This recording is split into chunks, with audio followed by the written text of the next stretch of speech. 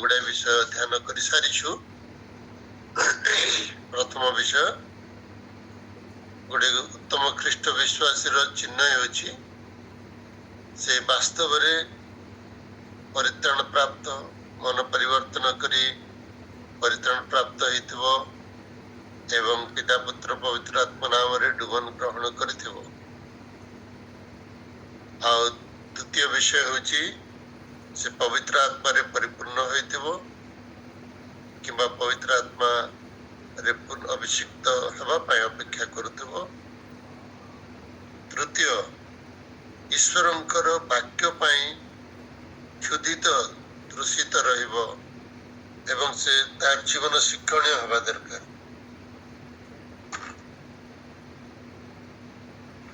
एवं चतुर्थ से पवित्र आत्मा फल सब धारण करिवार अछि। पवित्र आत्मा फल धारण करिवो एवं से पवित्र आत्मा फल इतरे हमने देखुथिलु प्रेम आनंद शांति तीनोटी विषय हमने चिंता कर सारिछु। आज चतुर्थ पंचम विषय हमने चिंता करिवा मध्य आउ दुईटी पॉइंट मध्य हमने मध्य चिंता करथिले सेटा हेउची प्रथम ख्रीष्ट विश्वासी ख्रीष्टंकर गोटे विश्वस्त शिष्य हबो श्रृंखलित कार्यकारी हबो फेथफुल और सिंसियर डिसिप्लिन वर्कर हबो एवं से आलस्य रे भोजन करिवो नाही मात्र परिश्रम करिवो सबले परिश्रम हेबो। एवढा माने एपर्यंत चिंता करथिले आत्माकर फल विषय रे हमने आगको बढ़िबा आत्माकर फल संबंध रे। आ तृतीय फल बा से आत्माकर फलर तृतीय भाग ता होछि धैर्य बा दीर्घ सहिष्णुता। विभिन्न भाव रे लिखा जाय ताको इंग्रजी रे मध्य लॉन्ग सफरिंग कहा जाए बेले बेले आ बेले बेले पेशेंस बोली मध्य कहा जाए। आ दुईटी जाक प्राय समान किंतु बेस्ट हो लॉन्ग सफरिंग इंग्रजी रे एवं ओडिया रे जो दीर्घ सहिष्णुता ओडिया रे दीर्घ सहिष्णुता अछि बोधे गलात्य 5:22 रे आज्ञा तेबन दीर्घ सहिष्णुता बेटर ट्रांसलेशन ओके। ए जो दीर्घ सहिष्णुता बा पेशेंस बा लॉन्ग सफरिंग कथा मैंने चिंता करूछु यार मूल शब्द यदि हमें देखिबा ग्रीक भाषा रे ताको कहा जाए मैक्रोथीमिया। मैक्रोथीमिया रो अर्थ होछि बा अर्थ एटा नुहे जे धैर्य धरी किछि गोटे भल विषय पाइबा पय अपेक्षा करिबा सेटा मैक्रोथीमिया रो अर्थ नुहे। धैर्य कहले लोक अपेक्षा करथिबे मु धैर्य धरी रहितिले तेणु पाइली गोटे विषय बा किछि गोटे शक्ति किछि गोटे उत्तम विषय किछि गोटे अनुग्रह बा गौरवमय विषय पाइबा पय लोके बेले बेले अपेक्षा करथांती बा धैर्य धरी अपेक्षा करंती तार अर्थ सेटा नुह किंतु कारण सेटा मध्ये गोटे प्रकार धैर्य किछि पाइबा पय किंतु तार वास्तव अर्थ हेउछि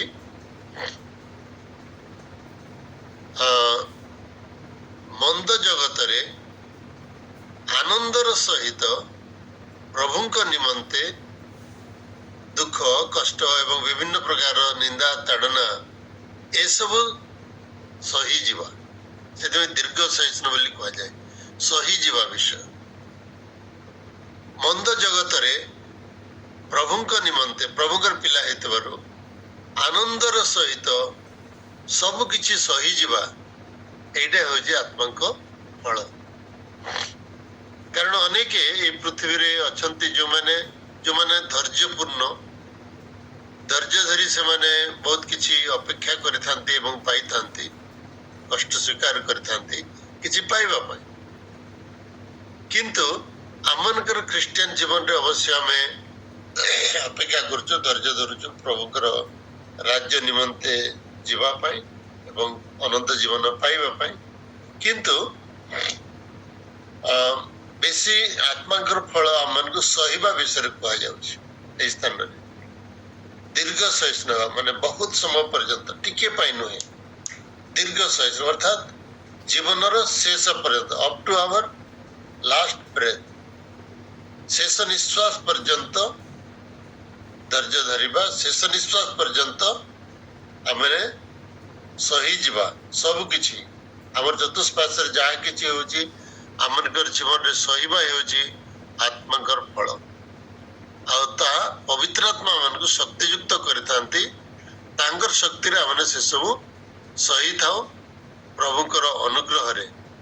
ଏବଂ ଯେତେବେଳେ ଆମେ ଦୀର୍ଘ ସହିଷ୍ଣୁତା ବିଷୟ ଚିନ୍ତା କରୁଛୁ, ସେ ଦୀର୍ଘ ସହିଷ୍ଣୁତାରେ କେତୋଟି ଇନଗ୍ରେଡିଏଣ୍ଟ ଅଛି।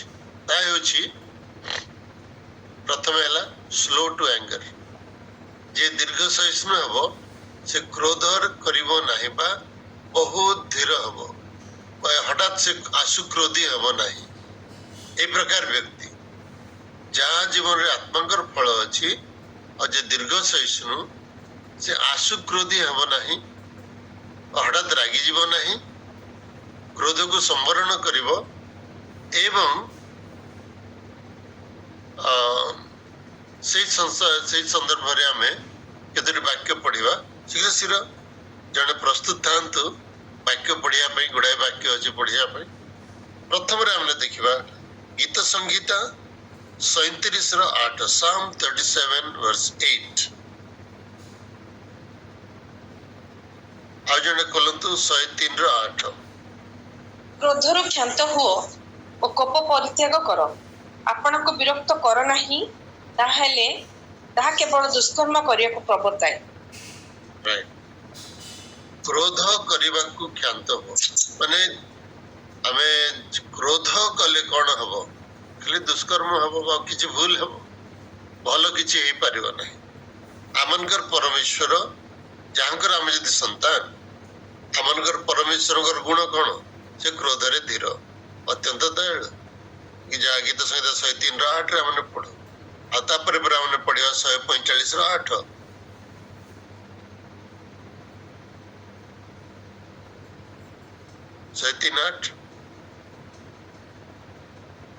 ସଦାପ୍ରଭୁ ସ୍ନେହଶୀଳ ଓ କୃପାମୟ, କ୍ରୋଧରେ ଧୀର ଓ ଅତ୍ୟନ୍ତ ଦୟାଳୁ। କରୁଣାମୟ, କ୍ରୋଧରେ ଧୀର, ଅତ୍ୟନ୍ତ ଦୟାଳୁ। 145:8।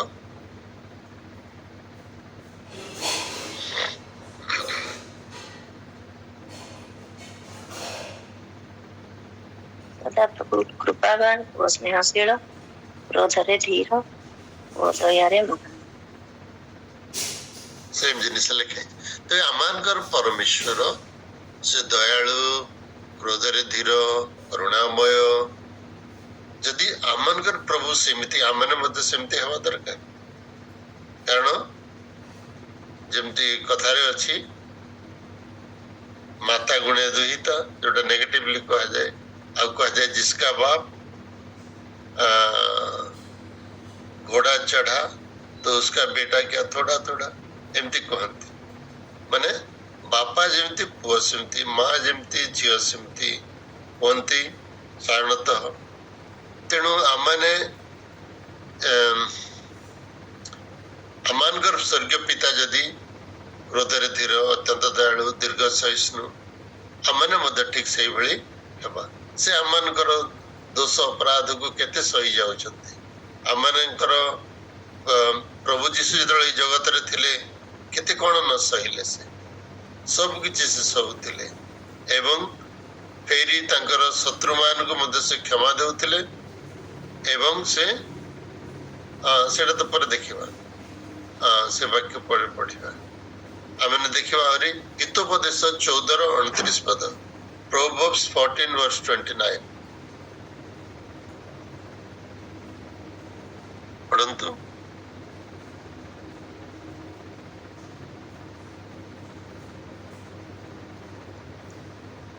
हितोपदेश 14:29 କ୍ରୋଧ କରିବାରେ ଧୀର ସେ ବଡ଼ ବୁଦ୍ଧିମାନ, ପୁଣି ହଠାତ୍ କ୍ରୋଧୀ ଅଜ୍ଞାତ ରୂପ ଧ୍ୱଜା ଟେକେ। हाँ, बहुत बढ़िया लिखा है। मु इंग्रजी रे पढ़ी दूची।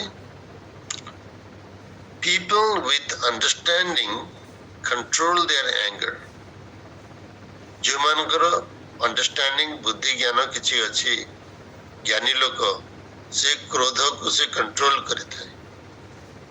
A hot temper shows great foolishness.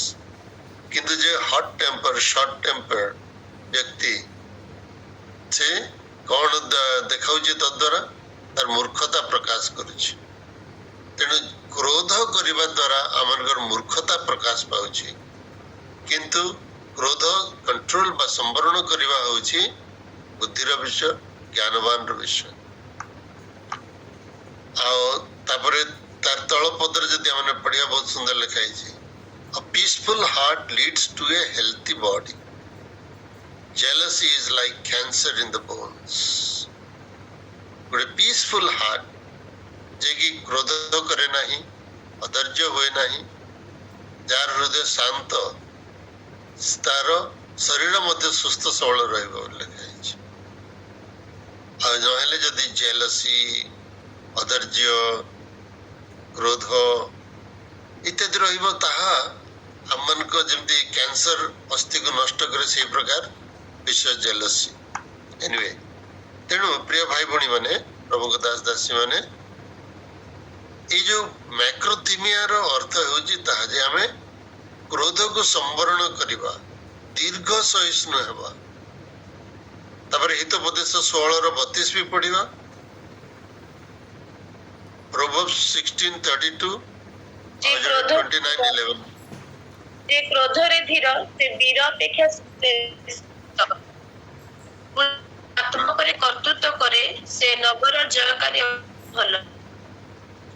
वाह, केते स्ट्रांग विषय लिखा है छी। जे क्रोधरे धीर से कोन वीर अपेक्षा श्रेष्ठ, और गोटे वीर अपेक्षा श्रेष्ठ, नगर जयकारी अपेक्षा मध्य श्रेष्ठ। अर्थात जे क्रोध करिबा क्षांत होइबा कंट्रोल करि पारे से बहुत बड़ वीर। एटी हमन कोन बुझियो पारछु, निजर क्रोध आमानकर अपनार क्रोध, आम मन भितर जो क्रोध बाहरे ताहाकु कंट्रोल करि पारिबा होजी गोटे हीरोइक वर्क, बहुत बड़ काम, जोटे कि नगर जयकारी ठारू मध्य बहुत बड़ लोक, से बिगर थिंग, ग्रेटर थिंग। तेणु अपना निजको जे कंट्रोल करि पारुछि से बड़ लोक, से वीर पुरुष, बलवान व्यक्ति अटे, एतरे कोड़े संदेह नहीं नहीं। आओ तापर हमने पढ़िबा 29:11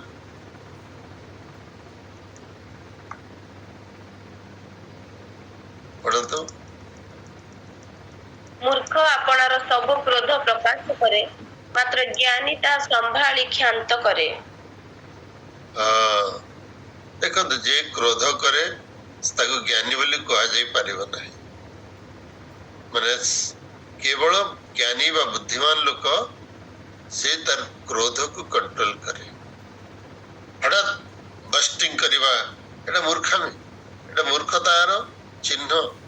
हठात रागी जीवा, तबे जो लोक हठात रागुछि से कौन, से गोटे फूल, से मूर्ख, निर्बोध, तार किछि बुद्धि नहीं। किंतु जे बुद्धिमान राग आसिले मध्य से कंट्रोल करिवो, आ जे निजर क्रोध को कंट्रोल करि पारे से होछि प्रकृत योद्धा, वीर पुरुष अटे। एते सुंदर विषय सब लिखा जाय छै। तापर हमने पढ़िबा उपदेशक 7 पर्व 9 पद। Ecclesiastes 7:9 शीघ्र शीघ्र पढ़ी दियंतु तापर आउ जणे खोली थांते एफिसियस 4:31 କ୍ରୋଧ କରିବା ପାଇଁ ଆପଣ ଆତ୍ମାରେ ଚଞ୍ଚଳ ହୁଅନ୍ତୁ, କାରଣ ମୂର୍ଖମାନଙ୍କ ହୃଦୟରେ କ୍ରୋଧ ଅବସ୍ଥାନ କରେ। राइट क्रोध करने को तत्पर हो नहीं मूर्ख मान हृदय रे क्रोध वास करे सेम जिनिस लगे बार बार ईश्वर को वाक्य रे कहा जाउछि क्रोध कर नहीं जे दीर्घ सहिष्णु से प्रथमे तार क्रोध को कंट्रोल करे स्लो टू एंगर हुए कारण जे रागी जीव तार धैर्य ही नहीं तार से कौन सही पारुछि सही पारु नहीं किछि हठात रागी जाउछि एफिसियस 4 पर्व 31 पद पढ़ियो एफिसियंस 4:31 ସମସ୍ତ ପ୍ରକାର ହବ ରାଗ କ୍ରୋଧ କଳହ ଓ ନିନ୍ଦା ପୁଣି ସମସ୍ତ ପ୍ରକାର ହିଂସା ତୁମମାନଙ୍କ ଠାରୁ ଦୂରେ ହେଉ। इति मध्य केते सुंदर विषय लगे जे समस्त प्रकार क्रोध हिंसा कलह निंदा ए सब हमर ठारू दूर हेउ एटा प्रेरित पावलंकर प्रार्थना विश्वासी जीवन ए सब रहिबा दरकार नहीं जाकुब तार 1 पर्व 19 एवं 20 पद मध्य पढ़िबा जेम्स 1:19 and 20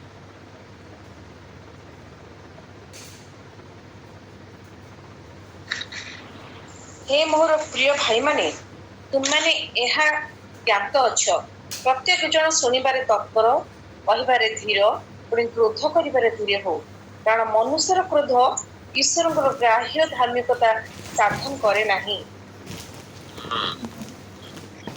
अर्थात शुणिबारे तत्पर क्रोध एवं कहिबारे धीर क्रोध करिबारे धीर हमने हेबा दरकार कारण मनुष्यर क्रोध ईश्वर को ग्राह्य धार्मिकता साधन करि पारे नहीं हम रागी कर कौन हासिल करि परिबा किछि बहुत बड़ विषय हम हासिल करि परिबानी सेतमे क्रोध को कंट्रोल करिबा अति आवश्यक एटा पवित्र आत्मांकर सहायता रे हमने करि परिबा पवित्र आत्मा आमान को जतले नियंत्रण करिवे सेतले क्रोध को नियंत्रण करिवे तद्वारा हमें सहनशीलता डेवलप करि परिबा तापरे तार द्वितीय इंग्रेडिएंट द्वितीय गुण सेही दीर्घ सहिष्णुता मध्य रे अछि क्षमा करि दबा राग काहे क्रोध काहे आसे कौन सी गोटे विषय रे हमें उत्क्षिप्त हो जाऊ रिएक्ट करू हठात कि जदि हमें क्षमाशीलता कल्चर करिबा बा हमने शिखिबा ताहेले हमको क्रोध ऑटोमेटिक क्षांत हो जाऊ हमने क्षमा देबा जदि के हमर किछि क्षति करूछि सही जीवा एवं क्षमा कर देबा कारण प्रभु हमको जेमति क्षमा करिसंती सेमति हमको क्षमा करबा दरकार हमने ईश्वर के वाक्य रे पढ़ू माथ्यू 6 पर्व 14 पद रे जे प्रभु के प्रार्थना जो सिखैछंती एवं सेठ से कहउछंती जदि तुमे तुमर अपराधी मान को क्षमा करबो ताले स्वर्गस्थ पिता मध्य तुमको क्षमा करिवे जदि क्षमा करिवो नहीं क्षमा पाइबो नहीं तेणु आम स्मरण करबा दरकार प्रभु जदि हमको क्षमा न करिवे हमर अवस्था कोन तेणु आमे अन्य मान को मध्य क्षमा करबा जे अन्य माने हमर भी भूल होची अन्यर भी भूल होची माथ्यू 11 पर्व 25 पद हमने पढ़ी दबा माथ्यू 11:25 ସେହି ସମୟରେ ଯୀଶୁ ଉତ୍ତର ଦେଲେ ପିତ ସ୍ୱର୍ଗ ଓ ପୃଥିବୀର ପ୍ରଭୁ ତୁମେ ଜ୍ଞାନୀ ଓ ବୁଦ୍ଧିମାନ ଲୋକମାନଙ୍କ ଠାରୁ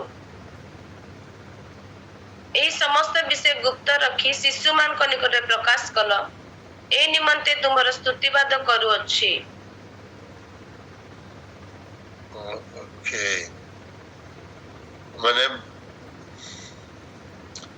प्रभु धन्यवाद देउछंती शिशु परि लोक मानक निकट रे स्वर्ग राज्य प्रकाश करिसंती तेणु प्रभु चाहती शिशु तुल्य आप शिशु माने जेमती क्रोध करती नहीं हठात रागी जानती नहीं किंबा कहार माने इंजुरी को से माने स्मरण रखती नहीं जदि किसी क्षति होइछि किसी आघात के देछि हम मन रे कथा कहिछि क्षमा करते ताको भूली जानते समय फॉरगिव एंड फॉरगेट लूक 23 पर्व 34 पद मध्य पढ़ीदवा लूक 23 ର 34 लूक 23:34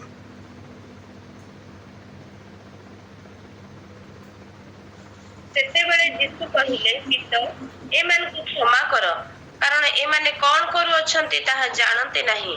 ଆଉ ସେମାନେ ତାହାଙ୍କର ବସ୍ତ୍ର ସବୁ ଭାଗ କରିବା ନିମନ୍ତେ ଗୁଲିବାଣ୍ଟ କଲେ।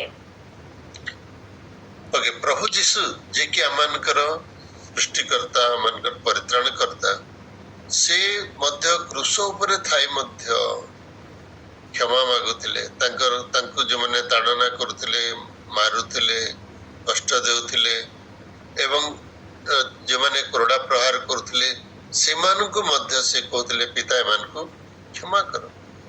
तबे क्षमा गुण प्रभु आमनको सिखैछन्ति आमनको प्रभु आमे तांकर संतान तांकर विश्वासी भावरे गोटे उत्तम विश्वासर चिन्ह होची से क्षमा करदेव एवं ताड़नाकारी मान को मध्य क्षमा करिवो।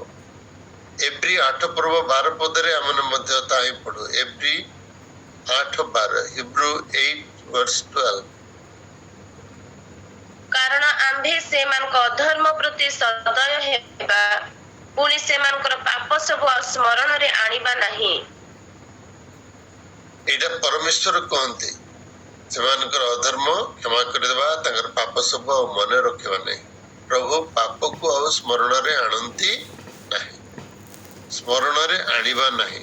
आई will not bring them to remembrance बोले अर्थात कौनसी गोटे लोक जदि आम विरुद्ध रे किछि भूल काम करिछि हमको हमर हृदय को आघात करिछि जीवन सारा के जानी मन रहइबो सेटा किंतु आमे ता ऊपर किसी एक्शन नेबा नहीं अर्थात ताकू आमे स्मरण रे आनिबा नहीं। स्मरण रे थिबो सुप्त भाव रे थिबो ताको माने एक्टिवेट करिबा नहीं कारण एक्टिवेट करिबा द्वारा किसी एक्शन आमे हमको नेबा पड़ी थाए। आमे किसी एक्शन न नहीं क्षमा करि दो एवं आमे ताको भूलिया पे चेष्टा करि थाओ। एटा होची गोटे उत्तम विश्वासी रो गुण एवं से सही जाए परस्पर सहित खाप खोई चलिबा चेष्टा करे अन्य मानक सहित खाप खोई से निजर जीवन को गठन करने को आरंभ करे। जेमती रोमियो 15 पर्व 1 पदरे हमने पढ़ुछु सेटा पढ़िबा बहुत गुरुत्वपूर्ण पढ़ंतु रोमियो 15:1 एवं एफिसियो 6:2 रोमन्स 15:1 एफिसियंस 6:2 विश्वास रे बलवान जे होते माने दुर्बल मानक दुर्बलता सहिबा आम्भ मानकर उचित आ निज निजर सुख चेष्टा करबा उचित नुहे।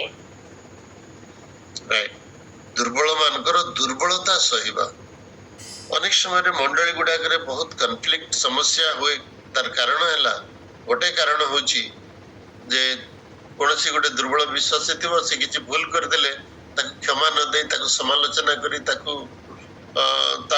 विरुद्ध रे कथा कहवा तद्वारा से लोक भांगी पड़े किंतु जो माने सबल बोली निजको मन करूछंती अन्य मानकर दुर्बलता अन्य मानकर भूल टिके सही जीवा एवं क्षमा करिबा एवं तांको प्रभु रे गठन करिया पे चेष्टा करिबा अति जरूरी अटे। ताहेले मंडली रे समस्या रहिबो नाही एवं लोक माने निरुत्साहित न होय उत्साहित जीवन यापन करिवे। एफिशिएंस 6:2 कारण ताहा यथार्थ आपण पितामाता को समादर कर यह प्रतिज्ञा युक्त गोटे प्रधान आज्ञा। अच्छा एटा ये रहिला ओडिया रे एक पद पढंतु ए पिला माने प्रभुଙ୍କ सकाशे आपण आपण पितामातांकर आज्ञा बह हो कारण ताहा यथार्थ।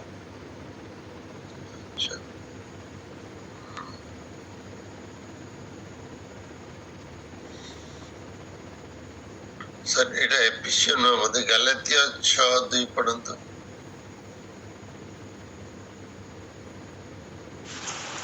परस्पर भार बहन कर एही प्रकार तुम्ही माने ख्रीष्टंकर व्यवस्था सफल करियो। राइट एटा वो भूल कहि दिले एफिशियन एटा गलातिया रे अछि तो परस्पर रो भार बहन कर बोली कहै छै आ जे परस्पर रो भार बहन करे अन्य रो बोझ भार बहन करे से ख्रीष्टंकर व्यवस्था पालन करे साधन करे।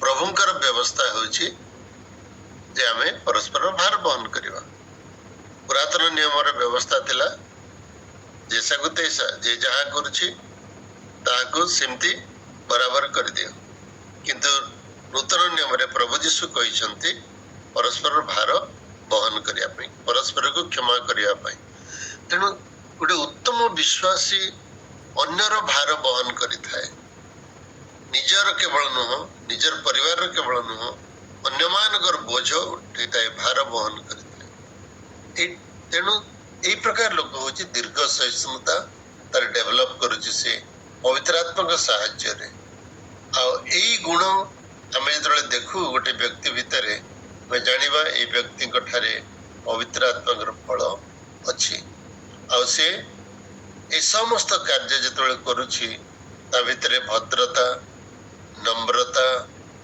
एवं भद्रता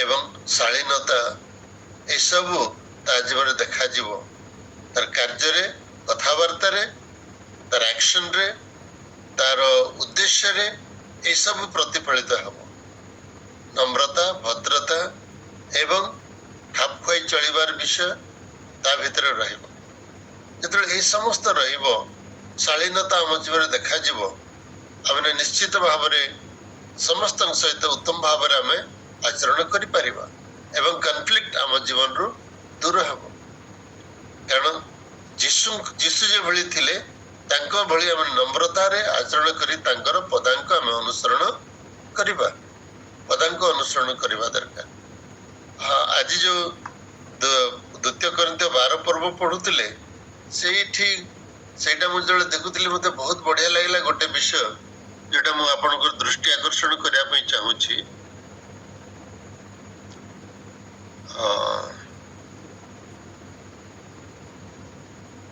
तार 18 पद आमे पढ़िबा 18 पद ମୁଁ ତୀର୍ଥସ୍ଥଳକୁ ଯିବା ନିମନ୍ତେ ଅନୁରୋଧ କରିଥିଲି ତାଙ୍କ ସହିତ ସେହି ଭାଇଙ୍କୁ ପଠାଇଥିଲି ତୀର୍ଥସ୍ଥଳୀ କିଛି ଭଲ କରିଅଛନ୍ତି ଆମେ କଣ ଏକ ଆତ୍ମାରେ ଆଚରଣ କରିନାହୁ ଆମେ କଣ ଏକ ପଦ ଚିହ୍ନରେ ଗମନ କରିନାହୁ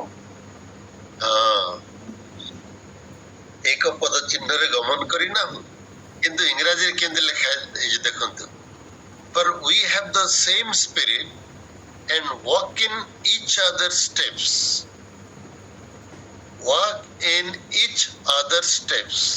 माने परस्पर पद चिन्ह अनुकरण करूछु आमे अर्थात मु जेमती आचरण करछि से सेमती आचरण करछन्ते से जेमती आचरण करछन्ते मु सेमती आचरण करछि परस्पर पद चिन्ह आमे अनुकरण करूछु बा अनुसरण करूछु ख्रीष्टंकर पद चिन्ह दे आमे जाउछु एवं आमे निजर पद चिन्ह मध्य परस्पर सहित माने तालमेल करी आमे चालुछु एक कथा से कहउछन्ते माने तीतस मोर आत्मिक संतान आ मु जेमती चालुछु से सेमती चालुछि एवं से वर्तमान एते बढ़िया काम करूछि एते भलो व्यवहार आचरण करूछि जे मु मध्य तार पद चिन्ह रे चलला भली होछि अर्थात तीतस जहा करूछि मु ताही करूछि मु जहा करूछि तीतस मध्य ताही करूछन्ते एई भली प्रेरित पाउल कहउछन्ते अर्थात आमने परस्पर उत्साहजनक परस्पर कार्य को आमने प्रशंसा करिबा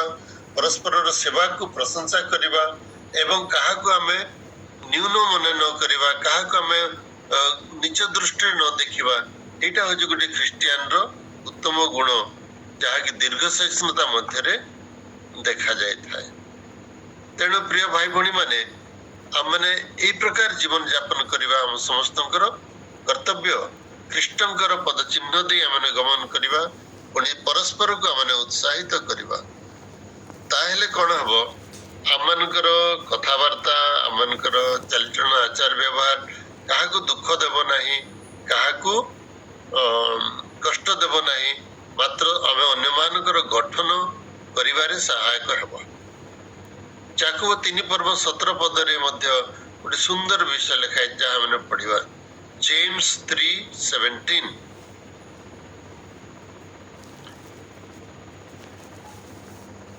याकूब 3:17 किंतु ऊर्ध्वरु आगत ज्ञान ପ୍ରଥମରେ ପବିତ୍ର, ଦ୍ୱିତୀୟରେ ଶାନ୍ତିପ୍ରିୟ, ମୃଦୁଶୀଳ, ବାଧ୍ୟ, ଦୟା ଓ ଉତ୍ତମ ଫଳରେ ପରିପୂର୍ଣ୍ଣ, ସନ୍ଦେହ ଶୂନ୍ୟ ଓ ନିଷ୍କପଟ।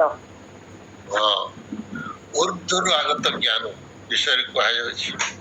ଯଦି ଆମେ କିଛି ଜ୍ଞାନ ପାଇଛୁ ପ୍ରଭୁଙ୍କ ଠାରୁ, ଈଶ୍ୱରଙ୍କ ଠାରୁ, ଊର୍ଦ୍ଧ୍ୱରୁ ସ୍ୱର୍ଗୀୟ ଜ୍ଞାନ ଯଦି କିଛି ପାଇଛୁ, ତାହେଲେ ଏମିତି ରହିବ, ଜେଣ୍ଟଲ ଏବଂ ବହୁତ ବଢିଆ ଲେଖା ହେଇଛି। କଣ କଣ ଲେଖା ହେଇଛି ଆଉ ଥରେ ପଢନ୍ତୁ ପୁଣି ଓଡ଼ିଆରେ। ଊର୍ଦ୍ଧ୍ୱରୁ ଆଗତ ଜ୍ଞାନ ପ୍ରଥମରେ ପବିତ୍ର, ପବିତ୍ର, ତାପରେ ଦ୍ୱିତୀୟରେ ଶାନ୍ତିପ୍ରିୟ, ଶାନ୍ତିପ୍ରିୟ, ମୃଦୁଶୀଳ, ତାପରେ ମୃଦୁଶୀଳ, ବାଧ୍ୟ, ବାଧ୍ୟ, ଦୟା ଦୟା ଓ ଉତ୍ତମ ଫଳରେ ପରିପୂର୍ଣ୍ଣ, ଓ ଉତ୍ତମ ଫଳରେ ପରିପୂର୍ଣ୍ଣ, ସନ୍ଦେହ ଓ ନିଷ୍କପଟ। ସନ୍ଦେହ ଶୂନ୍ୟ ଓ ନିଷ୍କପଟ। ସନ୍ଦେହ କରେ ନାହିଁ ଏବଂ ସରଳ ଆଚରଣ କରେ, ନିଷ୍କପଟ। ଏଇଟା ହଉଛି ସ୍ୱର୍ଗୀୟ ଜ୍ଞାନ ବା ପ୍ରଭୁଙ୍କର ଜ୍ଞାନ ଯଦି ଆମ ହୃଦୟରେ ଅଛି, ମନରେ ଅଛି, ଆମେ ସେଇ ପ୍ରକାର ଆଚରଣ କରିବା।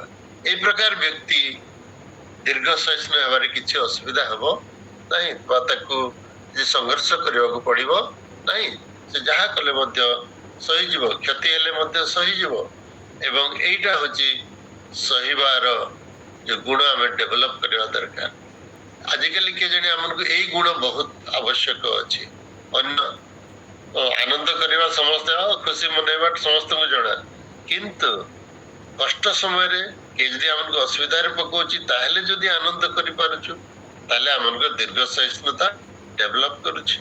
ଏବଂ ଦୀର୍ଘ ସହିଷ୍ଣୁତା ଆମ ସମସ୍ତଙ୍କୁ ଆବଶ୍ୟକ। ଘରେ ଦରକାର, ମଣ୍ଡଳୀରେ ଦରକାର, ସମାଜରେ ଦରକାର, କାର୍ଯ୍ୟକ୍ଷେତ୍ରରେ ଦରକାର, ବିଭିନ୍ନ କ୍ଷେତ୍ରରେ ଦରକାର, ସବୁଠି ଦରକାର ଦୀର୍ଘ ସହିଷ୍ଣୁତା। ଆମଙ୍କର ଜୀବନରେ ଦୀର୍ଘ ସହିଷ୍ଣୁତା ଆସିଲେ ଆମେ ଅନ୍ୟର ନିଶ୍ଚୟ ଗଠନ କରିପାରିବା, ଉପକାର କରିପାରିବା, ଆତ୍ମା ଲାଭ କରିପାରିବା। ଅନେକ ଲୋକଙ୍କର ଜୀବନରେ ସେ ପବିତ୍ର ଆତ୍ମାଙ୍କର କାର୍ଯ୍ୟ ହଉନାହିଁ, ସେଇଥିପାଇଁ ଲୋକମାନଙ୍କର କିଛି ଟିକିଏ ମାନେ ଉପଦ୍ରବକୁ ଲୋକ ସହି ପାରୁନାହାନ୍ତି ଏବଂ ରିବେଲିୟସ୍ ହଉଛନ୍ତି, ଟିକିଏ ଭୁଲକୁ ସେମାନେ ଗ୍ରହଣ କରିପାରୁନାହାନ୍ତି। କାହିଁକି ଏମିତି କରିବ, କାହିଁକି ଏମିତି କହିବ ଇତ୍ୟାଦି କହି ସେମାନେ ଉତ୍କ୍ଷିପ୍ତ ହେଉଛନ୍ତି। କିନ୍ତୁ ଆମମାନଙ୍କର ପ୍ରଭୁ ଆମମାନଙ୍କୁ ଶିଖଉଛନ୍ତି, ପବିତ୍ର ଆତ୍ମା ଆମମାନଙ୍କୁ ଗାଇଡ କରୁଛନ୍ତି, ଶକ୍ତି ଦେଉଛନ୍ତି, ପବିତ୍ର ଆତ୍ମାଙ୍କୁ ସେଇଭଳି ଗଠନ କରୁଛନ୍ତି ଯେପରି ଆମମାନେ ଧୈର୍ଯ୍ୟପୂର୍ଣ୍ଣ ହେବା, ଧୈର୍ଯ୍ୟଶୀଳ ହେବା ଏବଂ ଦୀର୍ଘ ସହିଷ୍ଣୁ ହେବା। କୌଣସି ବିଷୟ ପାଇବା ପାଇଁ ନୁହେଁ, ଅବଶ୍ୟ ଆତ୍ମିକ ବିଷୟ ପାଇବା ପାଇଁ ଆମେ ଅପେକ୍ଷା କରୁଛୁ, କିନ୍ତୁ କିଛି ନ ଦେଖି ନିସ୍ୱାର୍ଥପର ଭାବରେ ଆମେ ସବୁ ସହିବାକୁ ଆରମ୍ଭ କରୁ ଯେତେବେଳେ, ତାହା ଆମକୁ ପରିଚିତ କରେ ଆମେ ଉତ୍ତମ ଖ୍ରୀଷ୍ଟ ବିଶ୍ୱାସୀ। ହଁ, ମୁଁ କେତେ ସମୟ ପର୍ଯ୍ୟନ୍ତ କହିବାର ଅଛି କିଏ ଜାଣେ? ମୋର ଟାଇମ ହେଇଗଲାଣି କି? ହେଇଗଲା ସାର୍। ହେଇଗଲା ନା?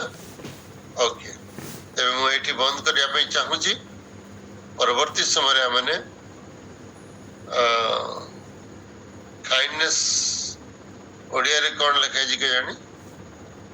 ଦୀର୍ଘ ସହିଷ୍ଣୁତା, ତାପରେ 5:22 ପରୋପକାରିତା। ଗଲାତୀୟ